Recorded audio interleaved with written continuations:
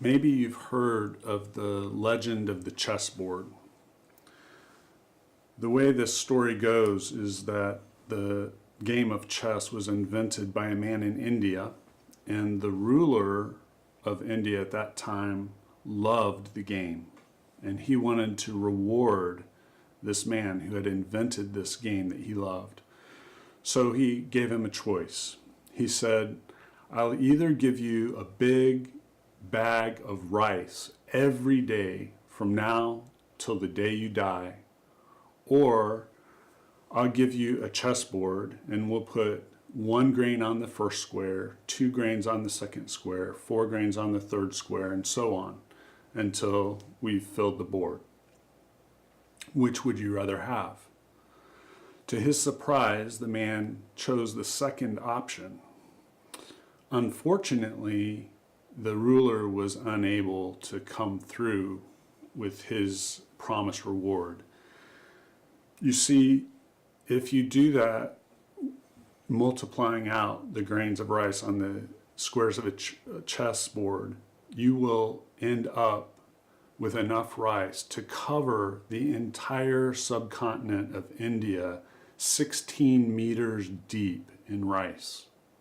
It's more rice than has been produced around the entire world in all of history. That's the power of multiplication.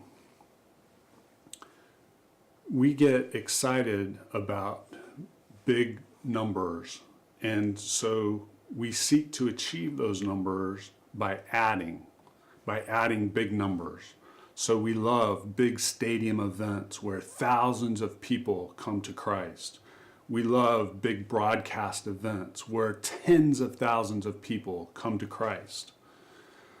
This isn't how Jesus tended to operate. Jesus tended to operate by focusing the majority of his efforts on a small number of people. He did some ministry with the multitudes, but in a sense, this was almost like sifting events where he's trying to filter and find people to invest more in. He spent a little more time with a group of about 500, and still more with a group of 70 or 72. Still more time with the 12. That's where he invested the most time. And then even more with the 3, Peter, James, and John. So he was investing deeply in a few who were faithful. And in large movements that we see, even to this day, that's the pattern. If you go and you look at movements, at least ones that sustain themselves, it's a result of someone investing deeply in a few faithful people who will then invest in a few others deeply. So it's a matter of finding these faithful people, and that's another reason why keeping these 3 elements of knowledge, obedience, and sharing in balance is important. Because if we have that kind of dual accountability regularly in place, we can locate those faithful people that are worth investing deeply in. Jesus was a terrible marketer. He was really bad. I mean, think about some of the things he said. Like, the first one that pops into my mind is when he said, unless you eat my flesh and drink my blood, you can have no part in me. And it says all of those people who had been following him left, leaving just the 12. And then he says, how about you? Are you going to leave too? And you just want to say, Jesus, be quiet. They might leave, Don't say things like that. Don't you understand? You're going to alienate people. They won't understand. But he does it anyway. And another time when he does it is in Luke chapter 14. Jesus has been going around teaching, performing miracles, healing people, and so he's got this huge crowd following him. And you think, that's great.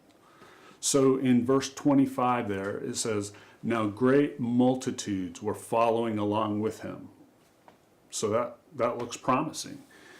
And then it says, Jesus turned and said to them, if anyone comes after me and does not hate his father and mother and wife and children and brothers and sisters, yes, and even his own life, he cannot be my disciple.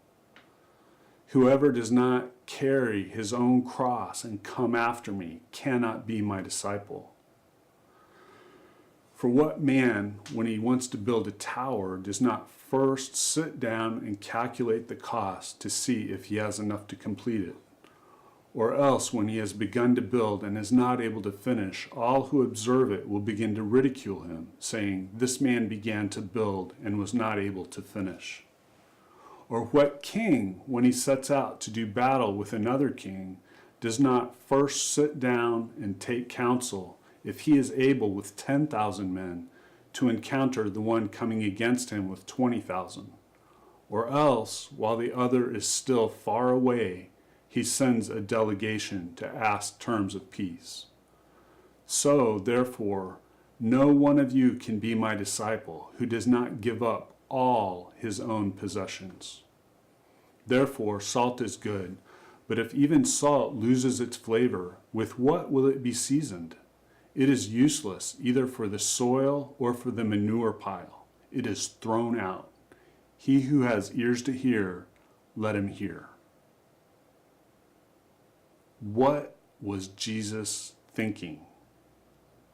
I mean, this is crazy. He's got all of these people following him, and then he turns and he basically says to them, look, if you come after me, I have to be far more important to you than every relationship in your life.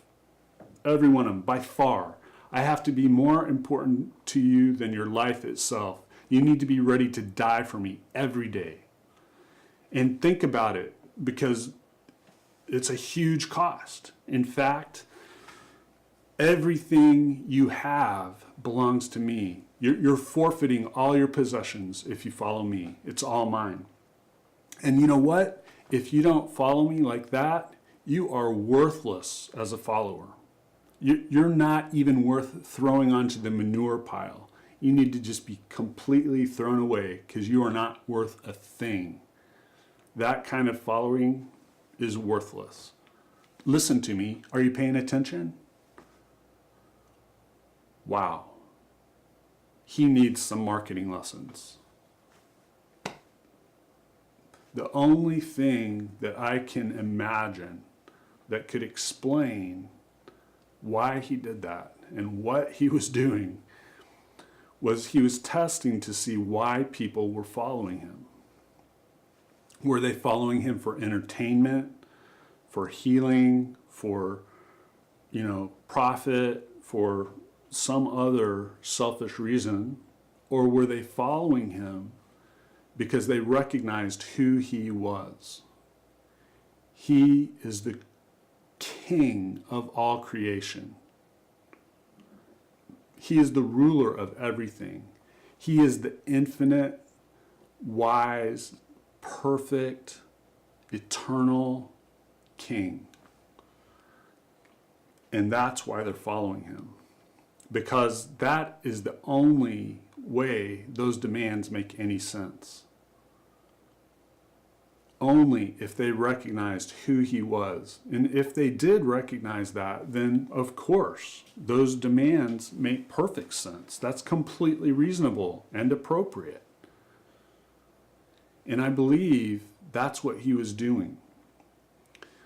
So often, I think we get so interested in the big numbers that then we want to soften the message. We want to make it more attractive. We want to make it about the person we're speaking to rather than about God and who he is. And I think that's a mistake. We're interested in adding large numbers rather than investing in a few who will be faithful to multiply. And I think this is something that we need to get over because it is all about him.